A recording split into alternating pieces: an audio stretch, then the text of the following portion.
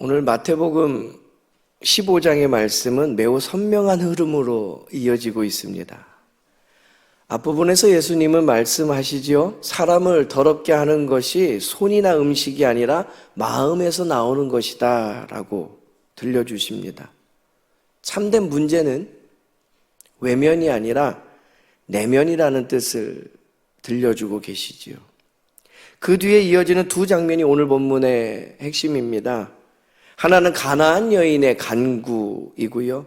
다른 하나는 이어서 많은 병자들을 고치시는 예수님의 사역이 기록되어져 나옵니다.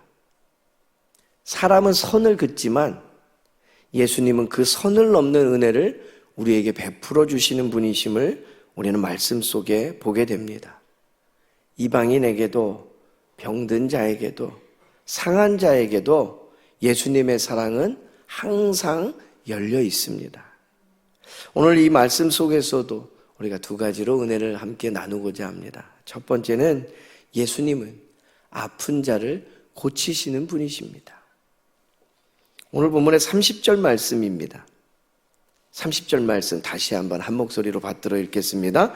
큰 무리가 다리 저는 사람과 장애인과 맹인과 말 못하는 사람과 기타 여럿을 데리고 와서 예수의 발 앞에 앉힘에 고쳐주시니. 아멘.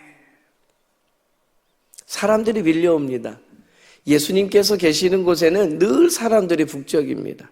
그런데 그 사람들 중에는 고관대장만 있는 것이 아니라 대부분은 말 못하는 사람, 장애가 있는 사람, 다리를 저는 사람, 안 못 보는 사람, 수많은 환자들이 사람들에 이끌려서 예수님 앞에 나옵니다.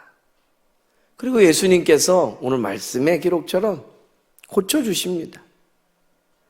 여기서 중요한 건요, 예수님께서 어느 누구의 그 육신의 병만 고쳐주심이 아니라 그들의 무너진 삶도 고쳐주심을 우리는 보게 된다라는 거예요.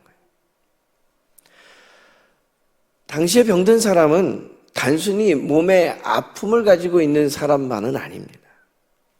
이미 그들은 육신의 질병만으로도 공동체에서 밀려난 사람들이고, 사람들의 시선 속에서 손가락질 당하고, 저에게 뭔가 잘못한 것이 있고 죄 지은 것이 있으니 저런 결과가 나타났다라는 평가를 받게 되고, 돌팔매질 당하고 저주를 당하던 그런 사람들의 시선 속에 살아가던 존재들입니다. 그런데 예수님은 그들을 결코 외면하지 않으셨더라라는 거예요. 사람들은 피했지만 예수님은 그들을 받으셨습니다. 사람들은 선을 그어 구분했지만 예수님은 그들을 회복시켜 주셨습니다. 이것이 복음이고 이것이 은혜입니다. 이 예수님의 이 땅에 오셔서의 모습은 구약 성경에 기록되고 나타난 하나님의 그 성품과 동일합니다. 시편 103편에 보면은 하나님께서 너의 모든 병을 고치셨다라는 그 은혜의 말씀이 기록됨을 보게 돼요. 출애굽기 15장에도 보면 그 놀라운 일을 행하시면서 하나님께서 스스로 말씀하셔요. 나는 너를 치료하는 여호와라. 예수님의 치유의 사건들은 바로 내가 하나님이다 라는 것들을 이 땅에 있는 사람들에게 보여주시는 모습이었다라는 거죠. 복음서에 나타난 이 예수님의 모습을 조금 더 살펴보십시오. 나병 환자에게 감히 사람들은 다가가지 못할 때 손을 대시는 분이십니다. 중풍병자에게 두려워 떠매 안심하라 라고 말씀하시고 선언하시는 분이시고요. 혈루증 앓던 여인에게는 믿음으로 내가 구원받았다라는 놀라운 말씀을 담아내시는 분이십니다. 주님은 우리의 육신의 병뿐만 아니라 그 병든 몸을 넘어서 죄로 병든 영혼도 고치시는 우리에게 참 구원자 되심을 믿으시기 바랍니다. 우리의 상처난 마음도, 때로는 지친 인생도 십자가의 은혜로 새롭게 하시는 분이 우리 구주 예수 그리스도셔요. 이처럼 예수님의 치유는 언제나 사람 전체를 향했다라는 것을 말씀 속에 우리는 보게 돼요. 우리도 아픈 채로 있는 모습 그대로 주님 앞에 나올 수 있게 되길 바랍니다. 그것이 육신의 아픔이든 마음의 상처든 오래된 낙심이든 숨기지 말고 예수님은 지금도 아픈 자를 고치신다 라는 그 믿음대로 이 새벽 온전히 주님께 간구하며 나아갈 수 있는 저와 여러분 되기를 바랍니다. 오늘 말씀에 큰 무리가 그렇게 예수님 앞에 나올 수 있었던 계기는 또 뭘까요? 두 번째 우리에게 허락하시는 은혜의 말씀은 예수님은 매달리는 믿음에 응답하시더라라는 거예요. 오늘 본문에 조금 앞선 가나안 여인과의 만남과 한 해프닝 같은 사건이 기록됨을 보게 돼요. 27절 말씀입니다. 유명한 이 여인의 고백을 우리는 알지요. 한 목소리로 27절 받들어 읽겠습니다. 여자가 이르되 주여 올소이다마는 개들도 제 주인의 상에서 떨어지는 부스러기를 먹나이다 하니. 예수님께서 두로와 시돈 지방에 가셨어요. 이방인들이 많이 모여 살고 있는 곳이죠. 그런데 한 가나안 여인의 딸이 흉악하게 귀신 들려 있는 형편이에요. 이 여인이 예수님 앞에 나와서 부르짖습니다. 주 다윗의 자손이여 나를 불쌍히 여기소서. 이방 여인의 입에서 나올 만한 이야기는 아니에요. 주 다윗의 자손이여. 당신 예수님 그 다윗의 혈통 안에 있지 않습니까? 라는 이야기가 아니죠. 주 다윗의 자손이여 라는 얘기는 이스라엘에 기록된 메시아이시지 않습니까? 라는 고백이에요. 참으로 놀라운 고백입니다. 어떻게 이방 여인이 유대인들도 인정하지 않는 이 믿음의 고백을 담대히 외치고 있을까요? 그런데 더 우리를 당황스럽게 만드는 건 예수님의 반응이지요. 처음에는 너무나 차갑게 보입니다.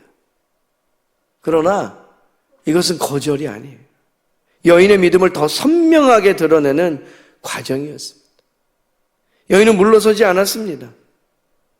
예수님께서 손을 긋는 것처럼 반응하실 때도 개들도 제 주인의 상에서 떨어지는 부스러기를 먹나이다 라고 고백하죠. 이 여인의 믿음을 보십시오. 예수님이 누구신지 알았습니다. 자신의 처지가 어떠한지도 너무나 잘 알고 있습니다. 그리고 주님의 은혜는 나에게까지도 영향 미칠 수 있다라는 그 간절함 속에 고백을 이어가고 있는 거예요. 그리고 보면 믿음은 내 자격을 내세우는 자리가 아니라 예수님의 그 사랑과 은혜를 붙드는 자리라는 거예요. 내가 이런 형편이니 나를 도와주소서라고 이야기하는 게 아니라는 거지. 난 아무것도 아니지만 하나님의 사랑이 크고 주의 자비가 크니 나에게 향하여 주옵소서 매달리는 거예요. 성경에 수많은 믿음의 사람들이 그랬습니다. 야곱도 매달렸고요. 한나도 눈물로 기도했고요. 그렇게 하나님 앞에 나아갔어요. 하나님은 그런 간구를 외면하지 않으셨습니다. 히브리서 4장 16절 말씀에 약속의 말씀이 있어요. 은혜의 보좌 앞에 담대히 나아가라고요. 할렐루야. 믿음은요, 잘 설명하는 사람이 아니라 끝까지 주님께 나아가고 매달리는 사람에게 있는 거예요. 안 못 보던 소경 바디메오도 사람들의 만류 속에 더 크게 부르짖습니다. 예수여 나를 불쌍히 여기소서라고요. 예수님은 그 부르짖음을 들으셨습니다. 가나안 여인도 오늘 마찬가지입니다. 침묵 앞에서도 물러서지 않았고 시험 앞에서는 오히려 주님의 은혜를 더 놓지 않고 붙잡았습니다.